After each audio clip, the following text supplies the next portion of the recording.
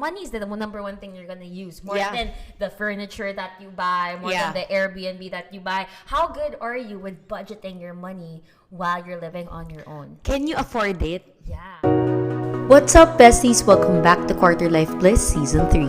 This is your favorite finance podcast with your financial bestie Sarah and bestie Yani.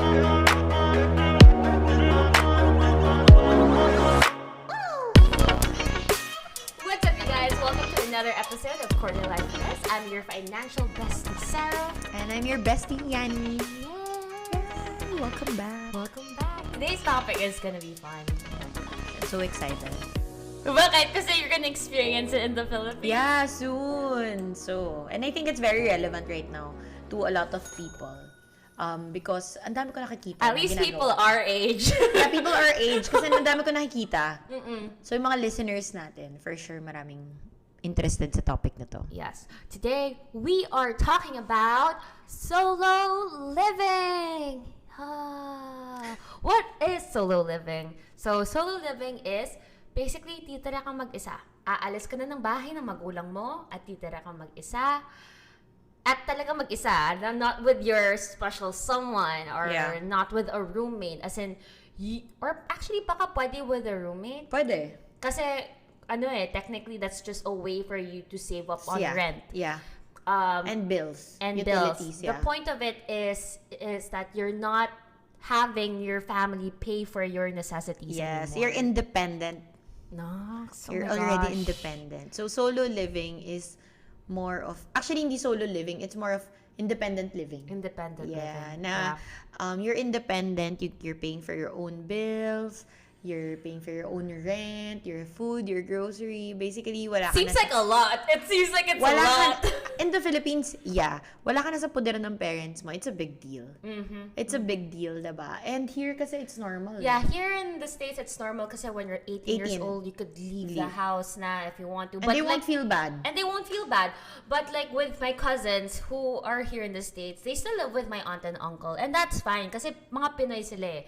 Pero yun nga, para sa mga for really westernized people, they really move out of their parents' house by the time they're 18. Kasi naman dito, 18, nag-work ka ni. Whether or not you're in college or you're in high school or you're in college, you can already look for work. 18 ba dito? So, culture is what makes it different in the Philippines. Kasi in the Philippines, hindi uso yung clingy part-time yung job. No, tsaka, clingy yung parents mostly. Pero hindi rin uso yung mga part-time jobs na you could work. Pero if you're studying in college, you just study.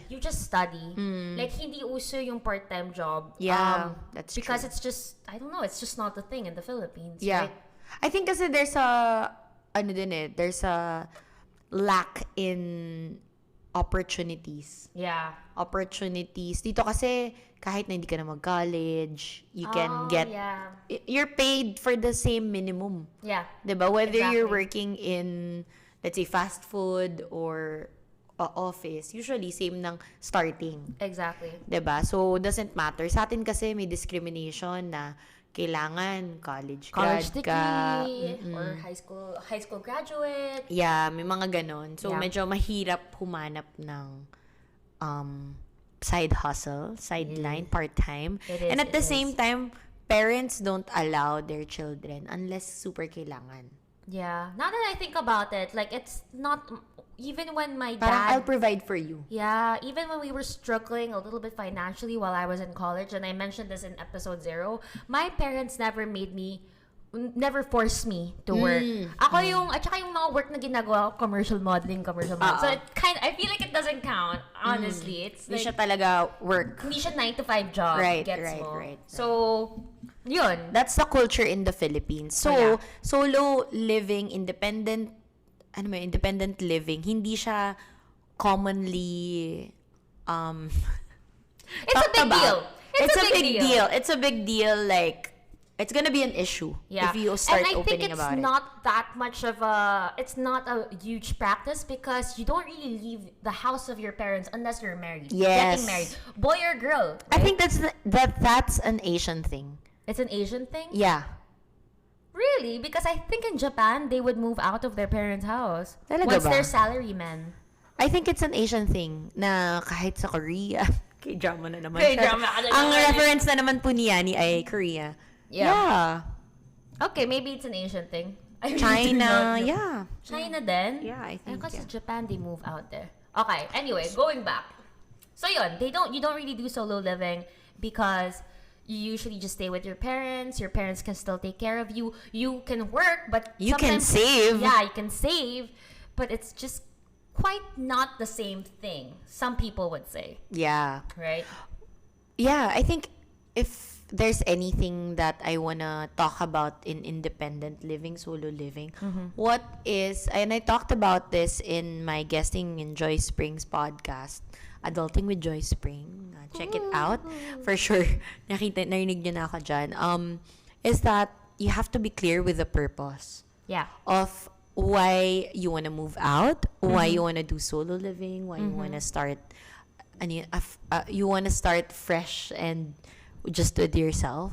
So what are the types of purposes you get with wanting to solo live? Because you are about to live on your own in the Philippines, and I kind of am solo living here in the States, and it's like a huge solo living because it's my parents are in the Philippines. I'm living on my own here. So for me, it's more of survival. So I have to do it because it's not like my parents are here. But your parents are still in the Philippines. Yeah. What made you want to do it? What was your purpose? I love that. I think to me, the purpose is really things that I want to learn. So I really want to learn life skills. I really want to learn life skills on my own because I'm very sheltered. I'm very protected by my mom. I'm well fed in my house. Nag-travel kami, diba? I don't really spend much in the travel. So baby na baby ako ng mom ko. In short, provided lahat sa akin. Yeah. So I feel like the only way for me to grow is for me to learn how to pay for my own bills, my own utilities, my own rent, etc. That's the main purpose because I want to learn life skills. I want to learn how to survive on my own. I'm so proud of you for taking the initiative to do that because I think we're very different right now. I had to do it. I did it because I had to do it.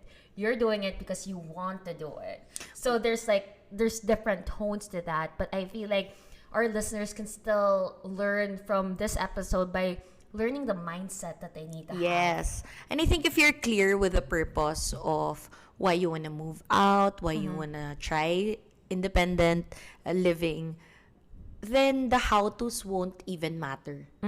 Parang of course, the how-tos will be, alam mo yun, parang next steps. Yeah, next steps na lang siya.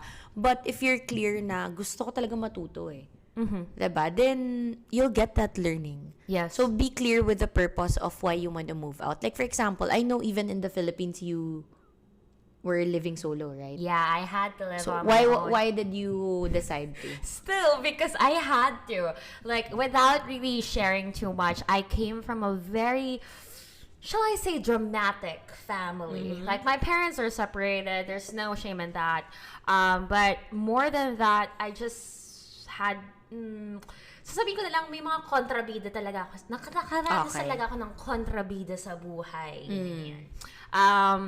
So I kind of had to prove them wrong because that's just who I was as a person. And I think you mentioned also you were working that time. Yeah, I was also working that time. So mahirap din yung parang taping. Nasa-stress ako kasi pinapagalitan ako, ba't ako umuuwi ng late, ganyan, blah, blah, blah. So honestly, for me, I had to live on my own because nasa-stress ako ng magulang ko, nasa-stress ako ng mga tao, kung ano-ano sinasabi nila. Alam mo, kaya ko to, gagawin ko to mag-isa. At ginawa ko naman mag-isa. At saka dahil doon, mas nakatulong siya sa trabaho ko. Yeah. Kasi pag pumupunta ako sa trabaho, masaya yung mood ko. Clear yung mind. Alam mong, straight Tagalog eh. Yeah. Clear yung mood mo kasi alam mo pag uuwi ka, at least you'll come home to peace, to a cleaner house. Like, hindi ka sisigawan pag uwi mo or hindi ka, alam mo yun, hindi ka uutusan. Or hindi maingay, yun na lang yun. Hindi maingay, exactly, diba? Hindi maingay.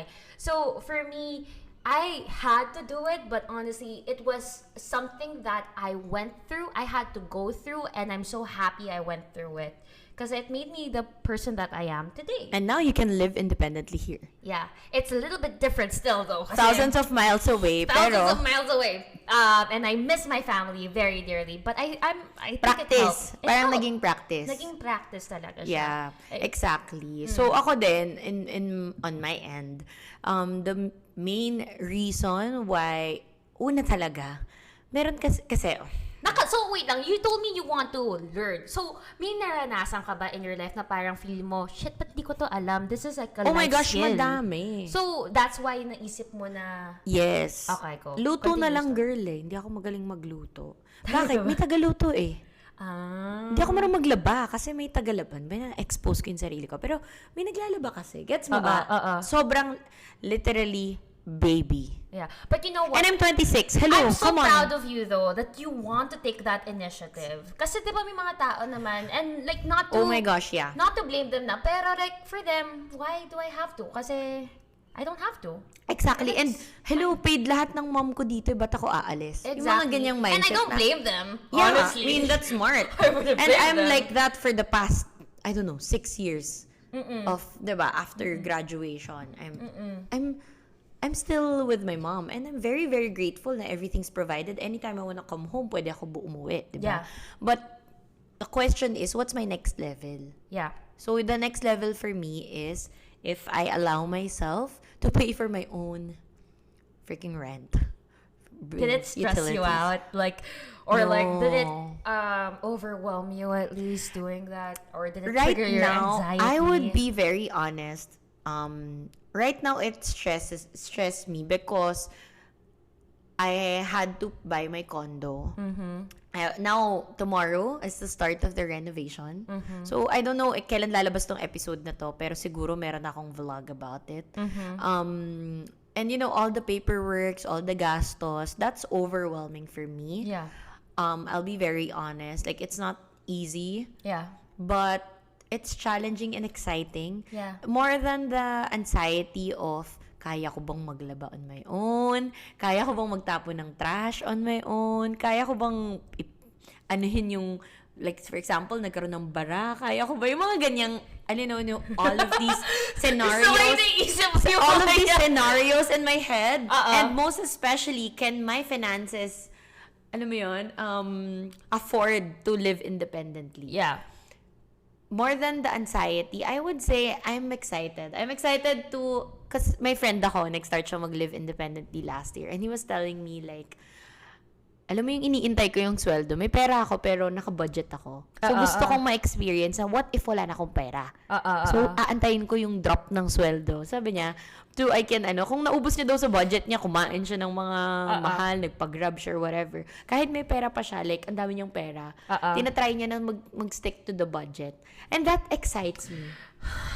You're so lucky you grew up to be like this. But you know what? Like I keep saying, I'm really proud of you. You know why? Because I'm very focused on the purpose of what I wanna learn. Rather than, galit ako sa family ko, so aalis na ako, lalayas na ako. Yeah. Like, that's always the mindset then talaga that helps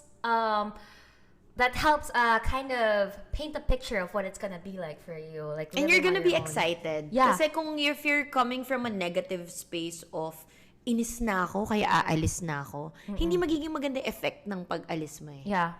O yung energy na bit-bit mo, etc. Yeah. But if you're, parang feeling ko magbabahay-bahayan ako. Feeling ko magbabahay-bahayan ako by moving out. So, that excites me. Yeah. I'm designing so my happy space, for you. renovating my space, I'm so happy for you. I'm so, like, honestly, I'm so excited for you to experience this and, like, for you to just learn. Because I'm pretty sure you're gonna learn things later on in life. And I can't wait to hear your stories about them. But now that we've talked about, like, the whys and the hows of solo living, why it even happens, and we even went as far as defining what solo living is. Ngayon, tingin ko yung gusto malaman ng mga listeners natin is, paano nga ba, how do you prepare for solo living? And how do you maintain or how do you survive it? Yon. Syempre dun sa maintain at survive, ikaw na yon. Kasi wala pa ako experience, diba? how do you prepare? Ayan. So how did you prepare to do your solo living? I started having this mindset, I think early last year or late of 2020, that I mentioned to my mom na I want to rent. And experience condo life. It's nice that you talked to it with your mom. Yeah, I said, you know what? Gusto kong mag-condo with friends. Una with friends pa nga. Na parang mag-condo or like a house with friends and with office mates, with teammates and see how work would be like. I wanna learn how to do everything on my own without ayaya. A very spoiled Yani. So sinabi ko na I wanna try it out. Tapos ang sabi lang ng mom ko, sayang bayad mo sa rent. Eh di bumili si girl ng condo. Tama. Sayang bayad sa rent. Eh di bumili ka ng condo. Bakit? Actually. Diba?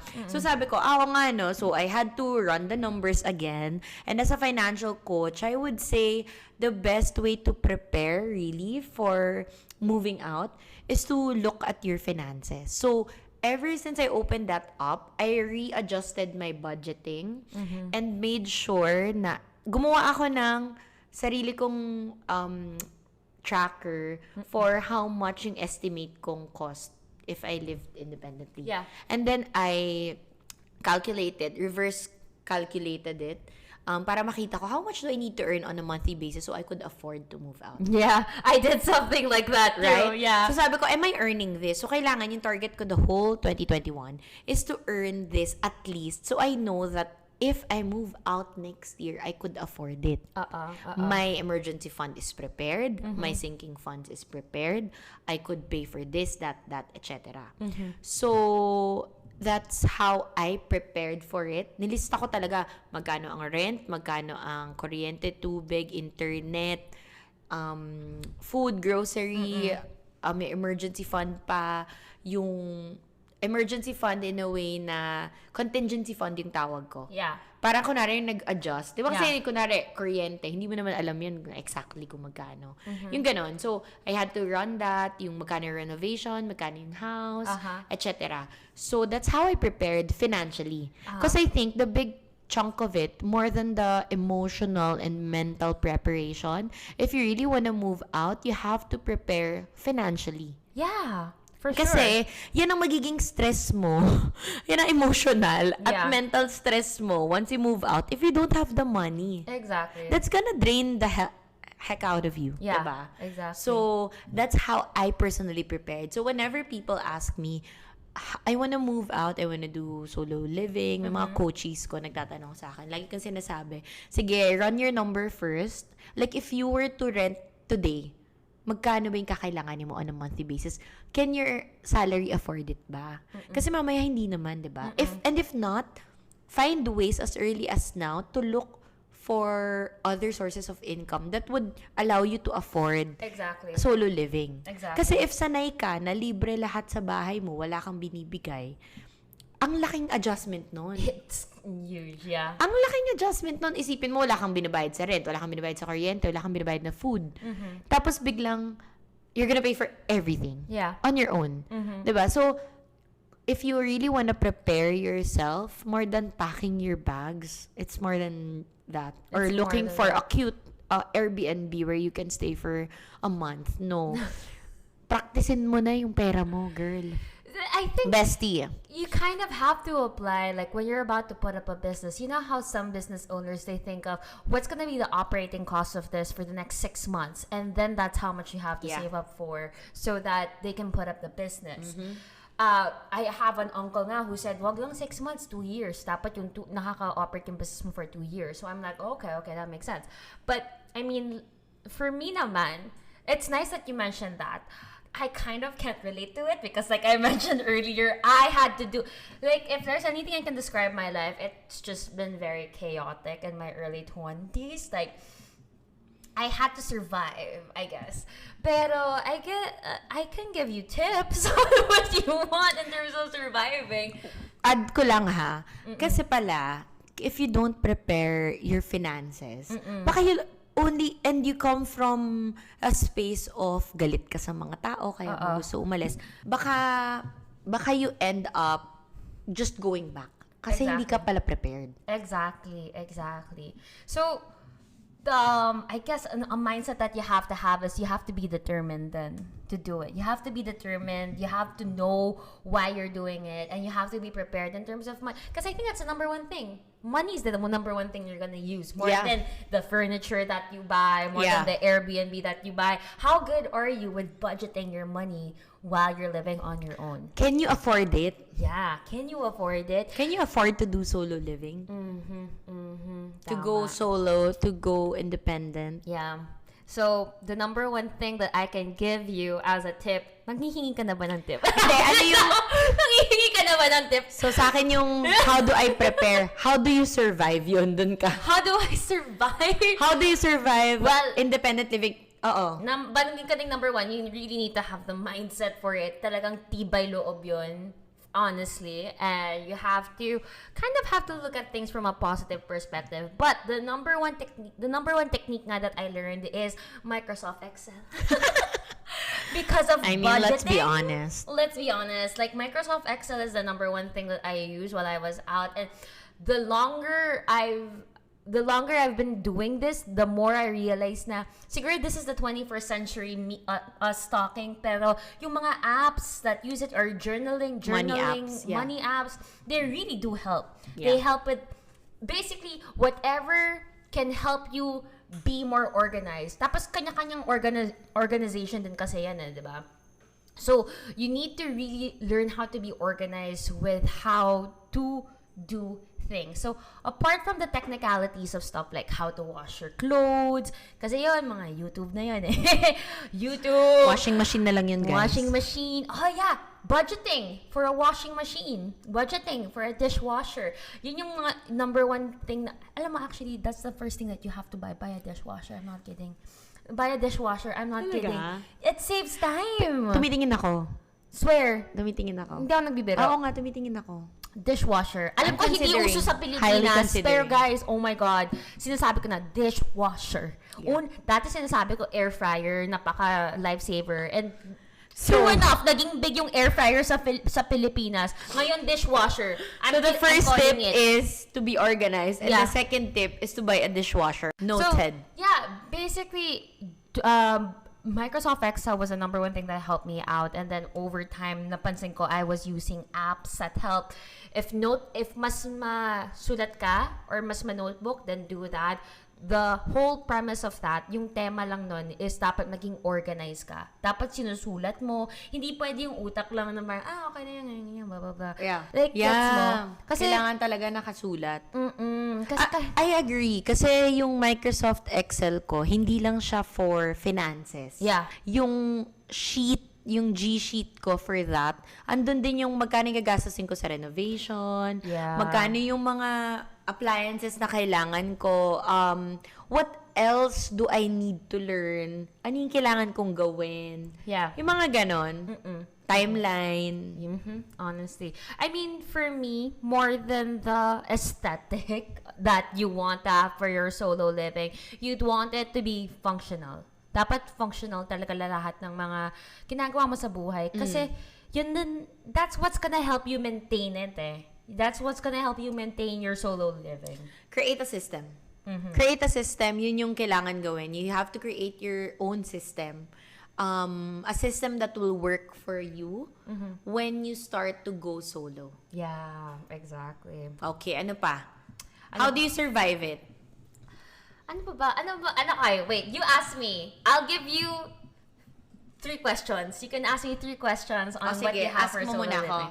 Anong ask ko sa'yo? Sabi mo, ako mag-ask sa'yo. Ikaw mag-ask sa akin. Kasi hindi ko rin alam kung anong pwede ko ma-share ngayon. Talking about finances. Dumating ka na ba sa point na nung nag-solo living ka, or here in the States, hindi dito. Dito okay kay. Yung sa Philippines.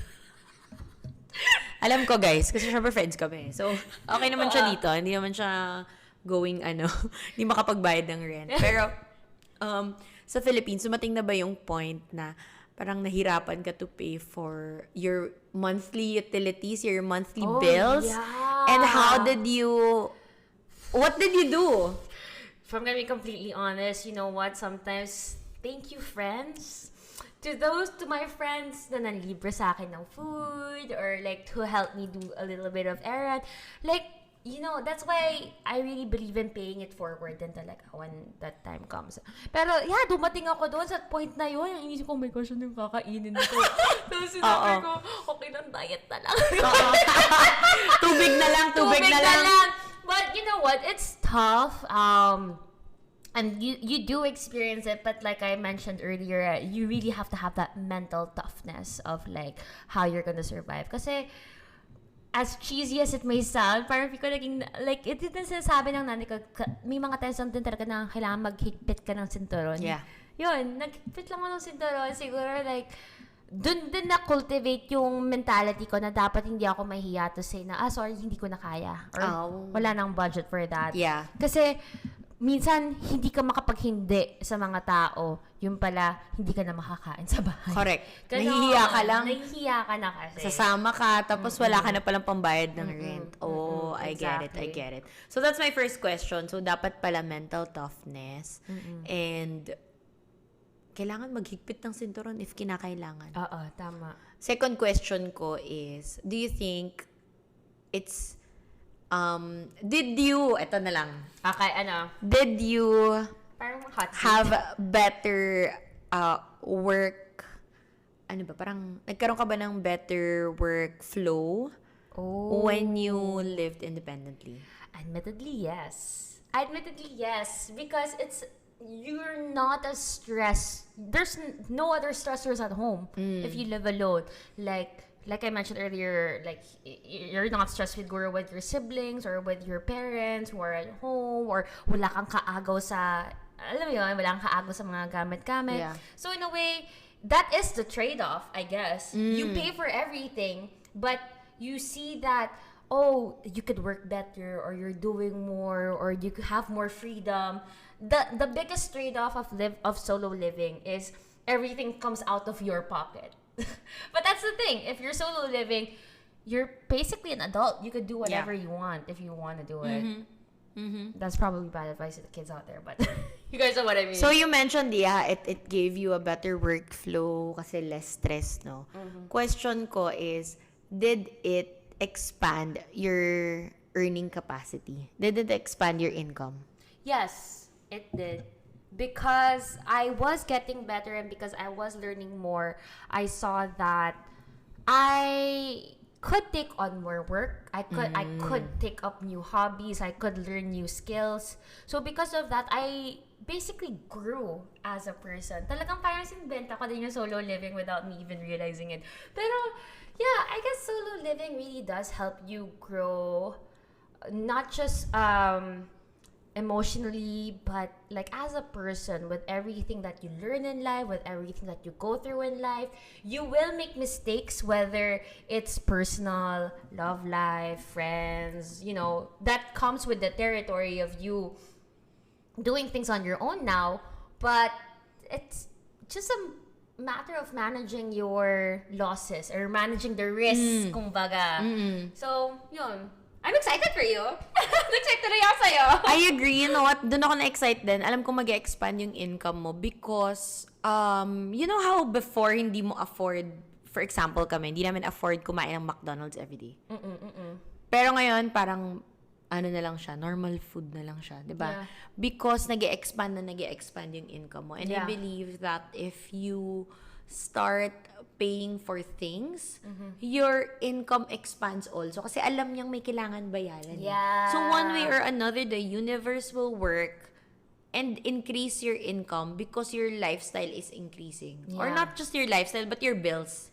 Your bills. So yung naturally, yung body mo will find ways for you to pay for all of those. And the universe will work its magic for you to earn.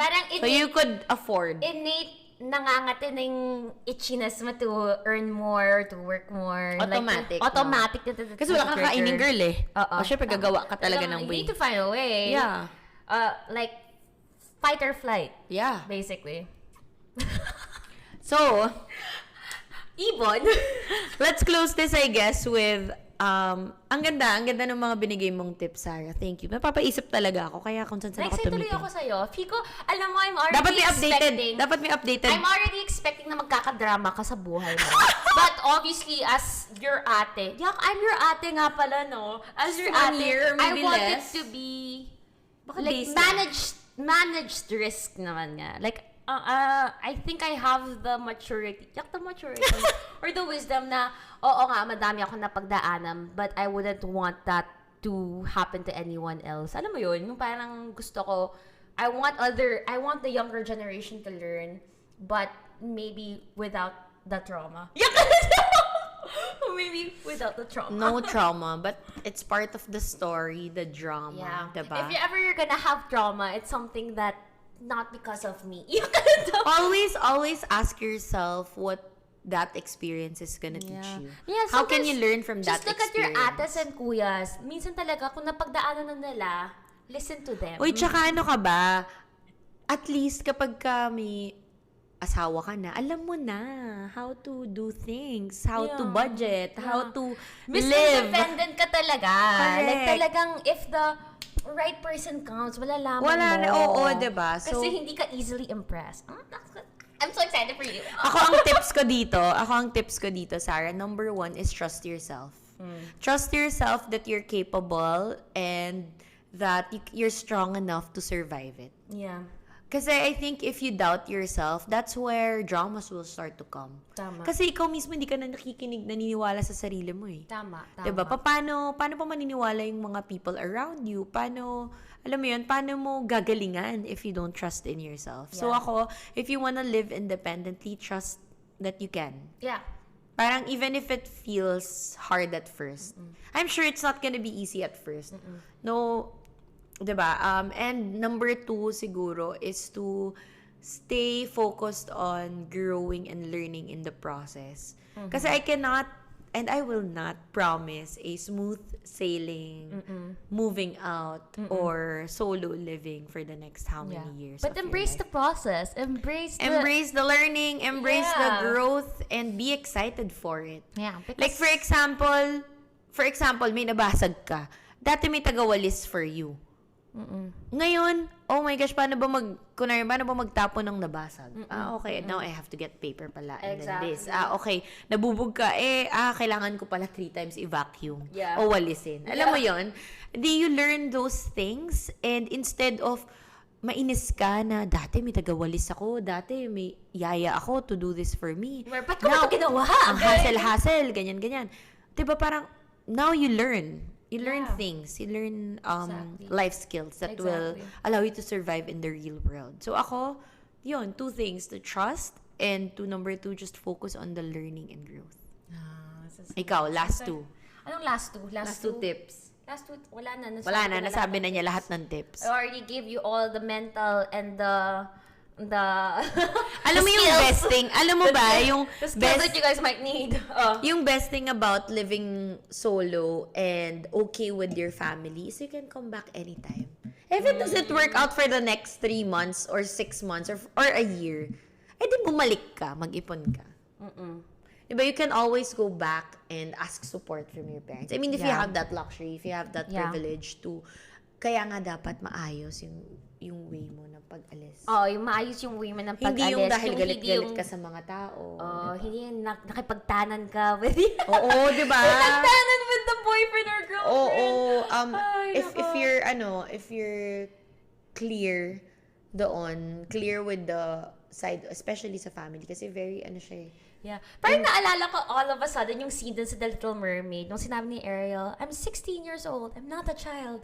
Tapos ngayon, naisip ko, 16 ka na lang, girl! Ano ba? Ang bata mo pa? My 16-year-old self won't say that. Yeah.